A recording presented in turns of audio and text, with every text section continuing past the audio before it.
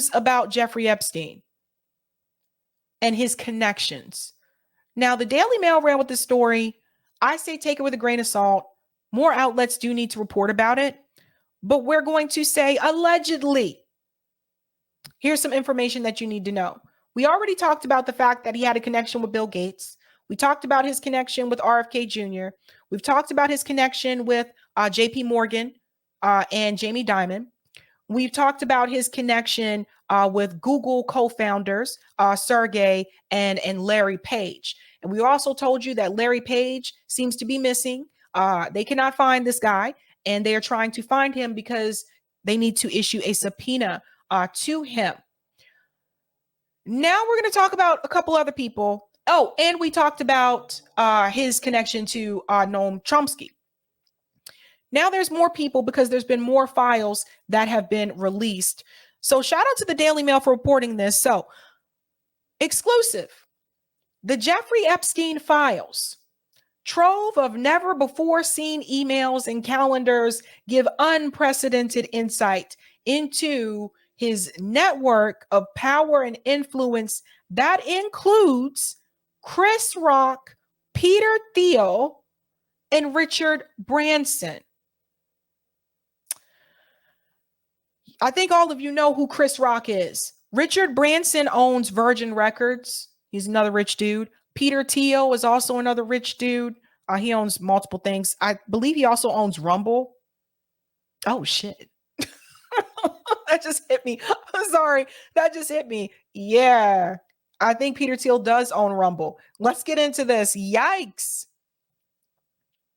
Okie doke.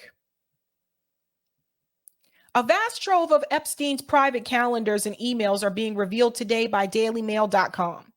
The hundreds of pages in the files give an unprecedented insight into the late pedophile's extraordinary network of power and influence.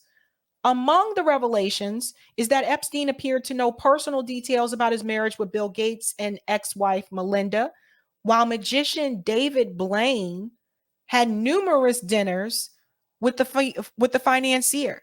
Maybe David Blaine met with him to teach him how to disappear. Bad joke? Too soon?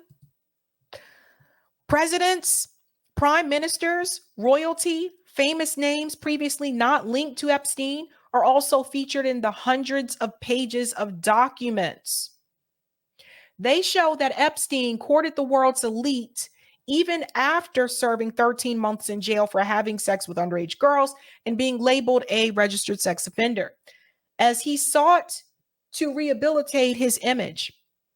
Dozens of powerful people were scheduled to meet him, including Irina Shayk, I don't know who that is, Chris Rock, Wendy Murdoch, and Richard Branson. Tech billionaire Peter Thiel, early Facebook investor Sean Parker, artist Jeff Koons, JP Morgan chief executive Jamie Dimon, and music industry executive Tommy Mottola, who used to be married to Mariah Carey, are also among those who appear in the documents. Tommy Mottola owns Sony, by the way, for those who are not aware. The files were handed over by Epstein's estate to the government of the U.S. Virgin Islands, where he owned 2 private islands during its investigation into his sex trafficking operation. He hanged himself in prison in 2019 while waiting trial. Just like Epstein's notorious Black Book of Contacts, the schedule contained personal numbers and email addresses that allowed him to access his associates whenever he wanted. The Daily Mail takes you through the records in depth, broken down by each figure involved. Brace yourselves, honey buns. Here we go. Prince Andrew and his ex-wife, Sarah Ferguson. Prince Andrew has admitted to being friends with Epstein for more than a decade. He flew in his private plane numerous times, stayed at his properties, and even visited Epstein's islands in the Caribbean, witnesses have claimed. Epstein victim Virginia Roberts claims she was forced to have sex with the Duke when she was 17, claims he denied, but last year, Andrew settled a civil lawsuit brought by Roberts for a reported $12 million. And by the way, the royal family acts like this isn't even an issue in reference to Prince Andrew. Prince Andrew is still seen publicly. They act like nothing happened. The Epstein files show that I'm trying to be careful with this word because YouTube too. The Epstein files show that he used Andrew's name while trying to persuade JP Morgan to let him act as an intermediary for wealthy clients. It's so much information here. Then there's the Bill Gates issue. We talked about this where Epstein was actually trying to persuade the bank to work with Bill Gates on a $100 million fund for elite donors, and a crunch meeting was taking place August 31st, 2011. In an email to JP Morgan boss Jess Staley and senior banker Mary Erdurez, whatever, Epstein said that investors were wary of the bank because it was a quasi-US government arm. Epstein wrote, I am also aware JP Morgan has a colorful array of clients, so a client relationship is much less problematic than an institutional joint venture. Among the wealthy men Epstein reeled off was Prince Andrew. Epstein said he is not allowed to make money. The timing of the email is revealing and suggests Epstein knew intimate details about Andrew's finances, which were tied up with those of his ex-wife, Sarah Ferguson, with whom he stayed close after his 1996 divorce. In May 2010, Ferguson was caught in a newspaper sting asking for $550,000 for access to Andrew. So that's more about the Prince Andrew. I don't want to read too much about that because we have talked about that part before. And there he is. And that's Sarah Ferguson. And I just want to go on here a little bit. I think I'm cutting part of this document off. No, here we go. David Blaine and Chris Rock. David Blaine, only previously known connection to Epstein, was appearing in his black book of contacts, but the two men appear to have had a friendship, the records suggest. In June 2013, Epstein had a dinner with the futurist Pablo Holman and a Jessica Joffe, which appeared to be the actress of the same name. That's interesting. The schedule says David Blaine will stop by toward the end of dinner. Reached by phone, Hallman said he thought he was in San Francisco at the time of the dinner, but said, I don't know exactly. He said that he knew Blaine and called Epstein the most toxic thing in the whole world. It's interesting how many people want to call Jeffrey Epstein out after he has passed away. But if they had those feelings about Jeffrey Epstein during that time when he was alive, that didn't stop them from enjoying his company. If they felt that Jeffrey Epstein was so horrible, creepy, corrupt, that didn't stop them from hanging out with Jeffrey Epstein. So just keep that in mind. I question all these people. Hallman said, even if there was a dinner, I probably wouldn't want to say anything about it. This right there should let you know. Even if there was a dinner, I probably wouldn't want to say anything about it. Why is that? What was said during that dinner? And there's a picture of David Blaine there, the magician. I'm not sure if you guys, everyone knows David Blaine, but he was known for like doing street magic. That's really what made him more popular. He used to just go up to random people and do magic on the street. I always thought David Blaine looked kind of creepy, just keeping it real. Maybe I was right. Joffe did not return calls for comment, and nor did her representatives. Let's go on here. I don't know why they felt the need to mention that his birthday is, birthday April 4th. Chris Rock. Okay. In September 2013, Blaine attended another dinner at Epstein's house with Woody Allen, Jeff Koons, and his wife, Justine, the records show. Now, let's remember, Noam Chomsky also attended dinner with Woody Allen and his wife. So just keep this in mind. In January 2014, Epstein planned another dinner with friends, including a girlfriend, a young Eastern European called Karnya Shuliak, Woody Allen, and Jess Staley. Blaine was also listed among those attending, and the scheduled event says Sarah and Brian would stop by. Sarah being Sarah Kellen, one of Epstein's top recruiters. The calendar also said that maybe Chris Rock would be coming. The first time that the comedian has been linked to Epstein. In 2002, Epstein did invite another comedian, Chris Tucker, on a trip to Africa with former President Bill Clinton aboard Epstein's private jet. Let's think about something. Let's put all these people together. Jeffrey Epstein was a billionaire. Obviously, billionaires are going to have some type of contact with politicians, right? Some of them donate to their campaigns. So you could see the connection with Jeffrey Epstein and Bill Clinton. The connection that I have not understood is the connection to Jeffrey Epstein and Chris Tucker. Chris Tucker, comedian, also actor, but it is not like Chris Tucker is like $20 million movie actor Chris Tucker. He's famous, but Chris Tucker is not like, I don't know. Give me an example. Chris Tucker is not like, trying to think of someone really, he's not like Will Smith famous, right? So it just seemed kind of weird to me that he would have had a connection to Chris Tucker of all. It just seemed kind of, I don't know, especially since Chris Tucker's popularity started to dwindle down after he had stopped the Rush Hour movies. After a while, his popularity started to dwindle down and you didn't see him do as much in reference to acting. So that one was odd. And then also inviting Chris Rock.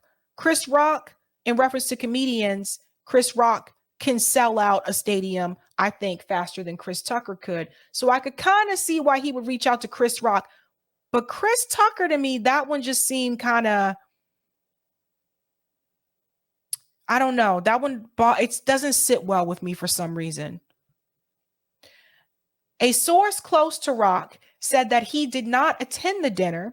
The source admitted that Rock was friendly with Woody Allen, the comedian who previously said he has watched the director's movie Annie Hall more than 80 times, but that Epstein may have confused him with Tucker because apparently Epstein thinks we all look alike.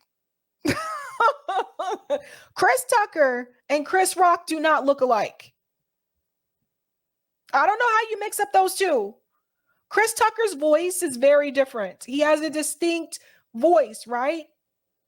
Chris Tucker, Friday, the movie's Rush Hour. Chris Rock was in New Jack City. Like, they're not even the same. I don't know how this happens. I don't know how this happens. Oh, dear. Oh, my God. On April 4th, 2014, Epstein's calendar says, reminder, David Blaine's birthday is April 4th. The following day states, to be determined with David Blaine. David Blaine did not respond to Daily Mail for requests for comment. Of course he didn't. But we got to think about this, guys. We got to think about this, okay? I want you to tell me the Chris Tucker part. I know some of you like, is she mentioning this again? Yes, it bothers me. It bothers me. It's just, I don't know. That one's weird to me. But Chris Rock was on the list to be invited. All these people are connected, guys. Like, this is some scary. Again, it doesn't mean that Chris Rock did anything. Doesn't mean that David Blaine did anything.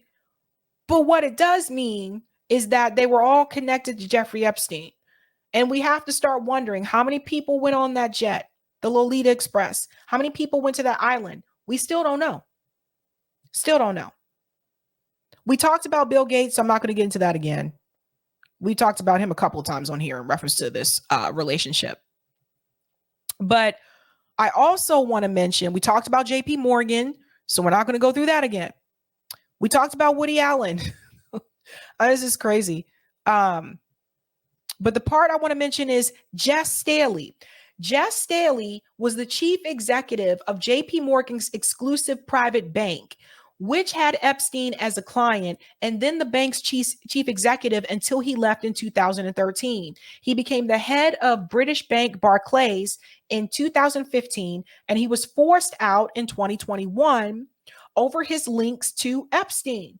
So you see, they got rid of him when they found that out. The logs show that Staley met Epstein at least 31 times from 2010 to 2015, many of which were after work hours from 6 p.m. or 7 p.m. In April 2011, they had dinner with Larry Summers. Hope you guys know him. The former Treasury Secretary. And in January 2014, Staley was part of a group having a meal at an Italian restaurant with Epstein that also included Woody Allen. In April 2013, Staley went to a dinner with former Israeli Prime Minister, I think we mentioned this before, Ehud Barak, and others at Epstein's house. In March 2015, 7 months before he was appointed to lead Barclays, Staley emailed Epstein from the island of St. Bart's in the Caribbean. He said that his daughter wanted to speak to Epstein about her future. Would you trust your kid around Jeffrey Epstein? Let's go on. Staley wrote, Columbia University confirmed they want her to get her degree July 1st. So please save the date. You need to be there. That's him right there. So his face is circled.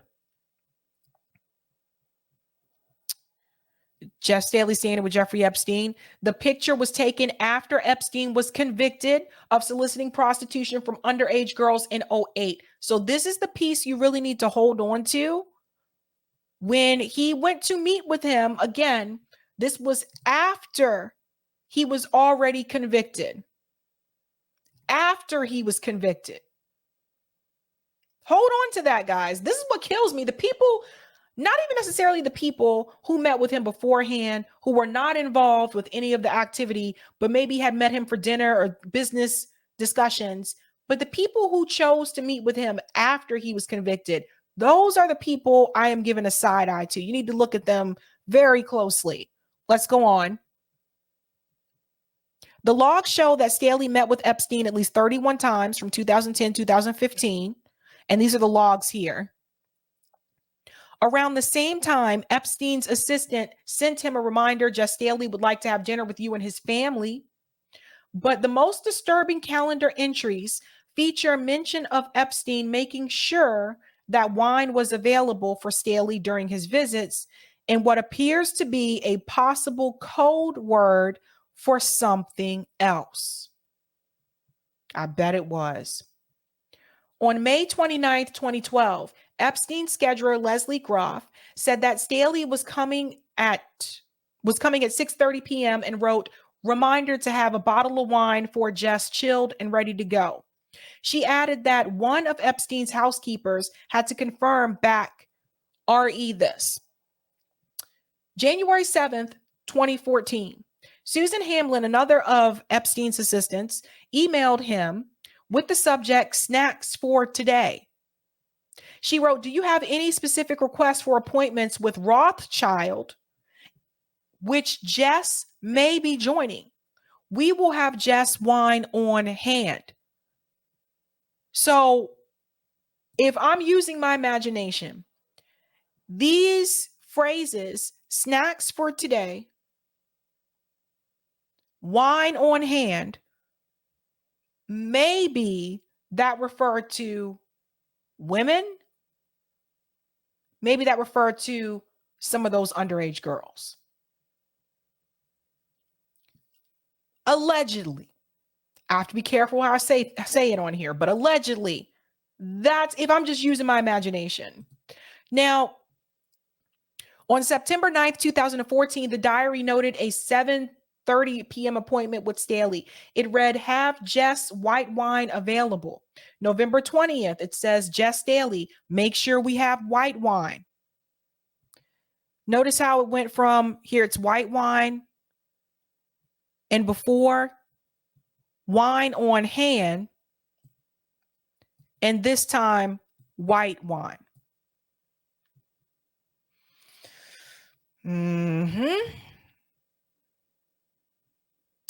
References to wine have featured, let me get this off of here. References to wine have featured in other emails between the two men, which have been released in a court case involving JP Morgan and the U.S. Virgin Islands government.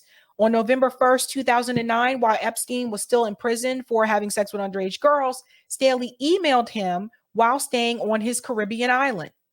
He wrote, so when all hell breaks loose and the world is crumbling, I will come here and be at peace. Say what now?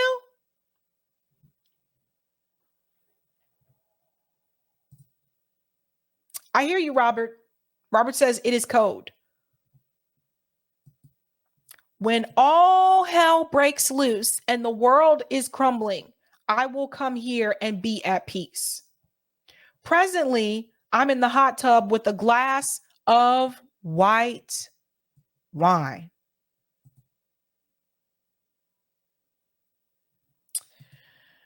This is an amazing place. Truly amazing. Next time we're here together, I owe you much, and I deeply appreciate our friendship. I have few so profound.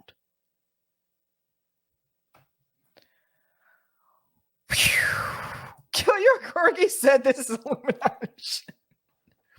Oh boy. And December 4th, 2009, Staley told Epstein via email, I realized the danger in sending this email, but it was great to be able today to give you in New York City a long, heartfelt hug.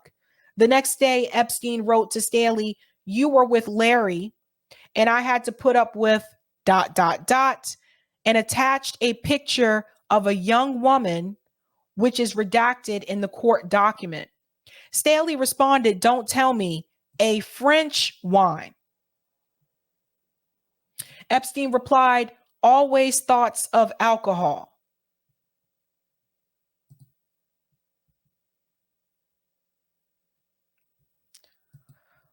Wow, guys. In other previously released, Epstein and Staley talked about Disney princesses, including one message sent in July 2010. Staley told Epstein, maybe they're tracking you. That was fun. Say hi to Snow White. Epstein responded, what character would you like next? When Staley said Beauty and the Beast, Epstein replied, well, one side is available.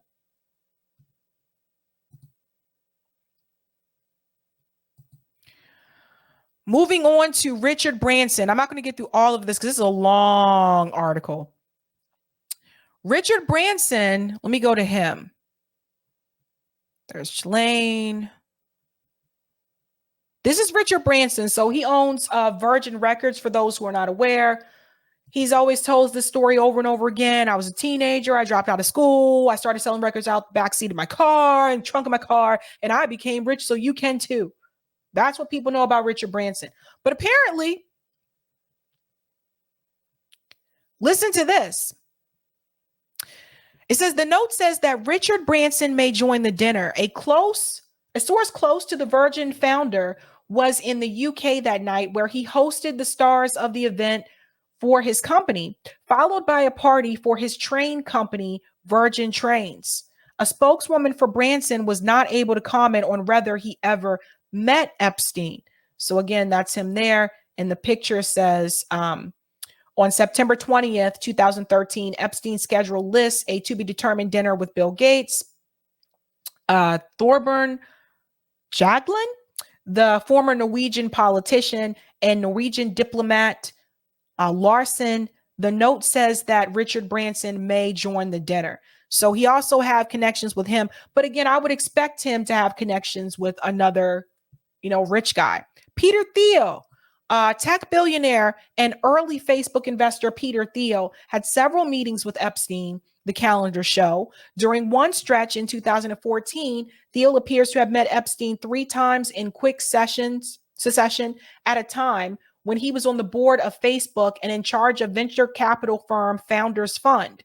He was also the chairman of analytics company Palantir, which works closely with the Department of Defense. The logs show that in September 2014, Epstein's schedule listed Thiel under people to see. The two men met for dinner at Epstein's New York mansion on the 12th with Woody Allen present, the schedule says. The following day, Epstein met Thiel on his own from 2 to 4 p.m., after which Bill Burns, the current director of the CIA,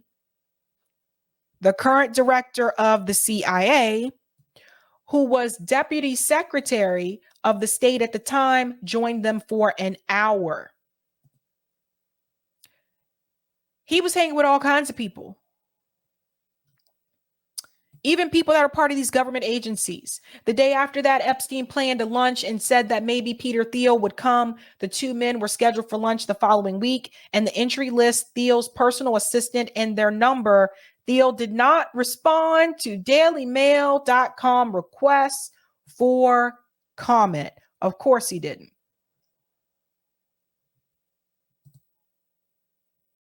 I know that was a lot of information,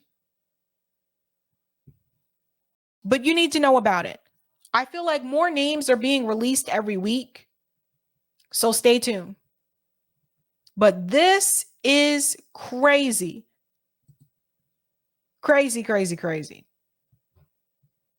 JB says this is deep. Yeah, it's crazy. Robert says, the more I listen to hear about these clowns, the more disgusted I get that anyone fears or worships them. Yeah, I hear you.